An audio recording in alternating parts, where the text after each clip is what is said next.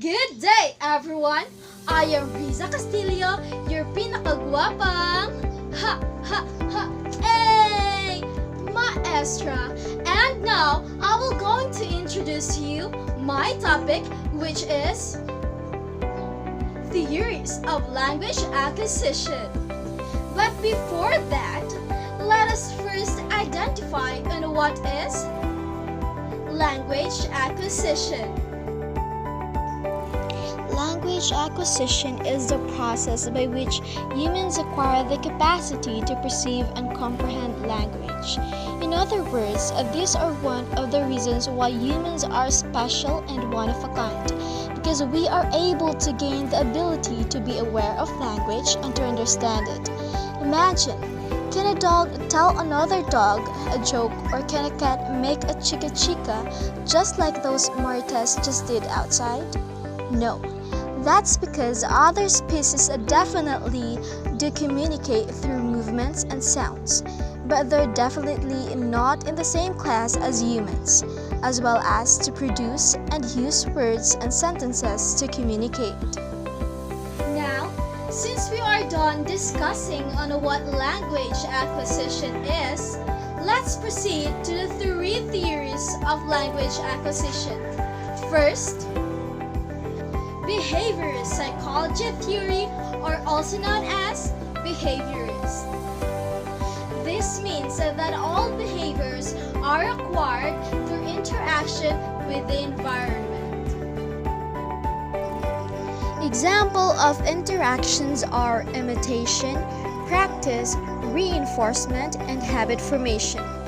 According to this theory, the human environment, such as parents, old peers, and others, provides language stimuli to which the child responds largely by repetition by what he or she is hearing. For example, a mother is speaking to her child saying, "Mama, Mama." The baby then tries to mimic the sound by repeating "ma."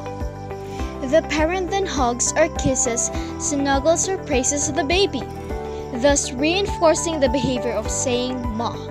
Because this behavior of saying "ma" helps the baby to get its basic needs met, the baby is likely to practice this behavior over and over until it is a habit.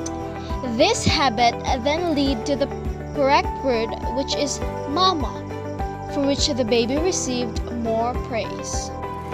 Imagine this happening over and over for every word, phrase, or sentence of a language.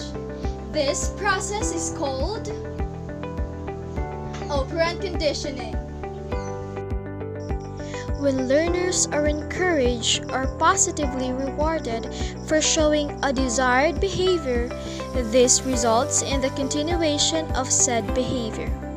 While when learners are discouraged or punished for showing undesired behavior, this results in the learner not repeating the behavior. Behaviorism holds that languages are learned through operant conditioning, and in this way, the whole house of languages are built. Each word, phrase, sentence acting as one brick in a foundation. So hard and difficult task indeed, right? So hard to the point that some would say it's impossible. And that leads to our second theory, which is innatist theory, or also known as innatism. This means that children are born with the ability to learn language. Chomsky thought that humans had something called LAD, or language acquisition device, in their brains that allowed them to learn language, and this is really not supposed to be in a specific part of the brain.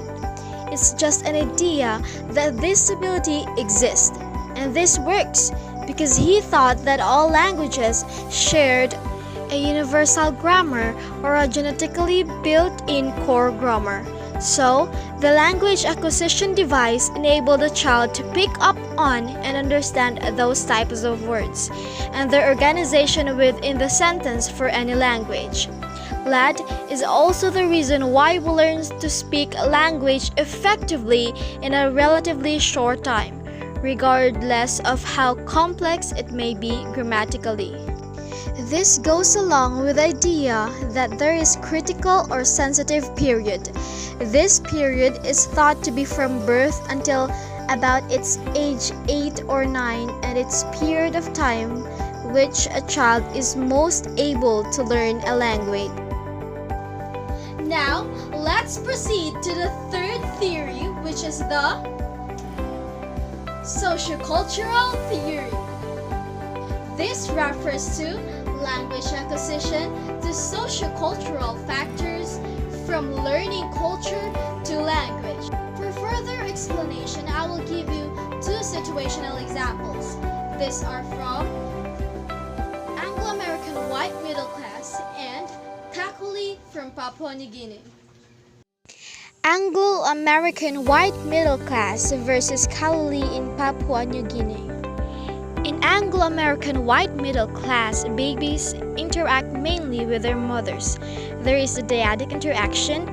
Mothers hold infants face to face and treat them as social beings and communicative partners, frequently taking the perspective of the child or displaying interest in what may have been meant by a child's incomplete or unintelligible utterance.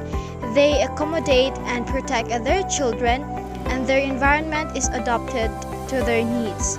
In short, child is the focus of attention and quite frequently the starting point of social interaction.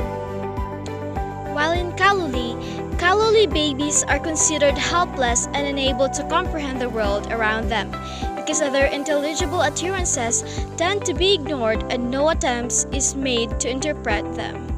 A mother nurses her child even if she involved in other activities. Mothers carry babies with them in knitted bags whenever they go. Infants are carried facing others, not their mothers.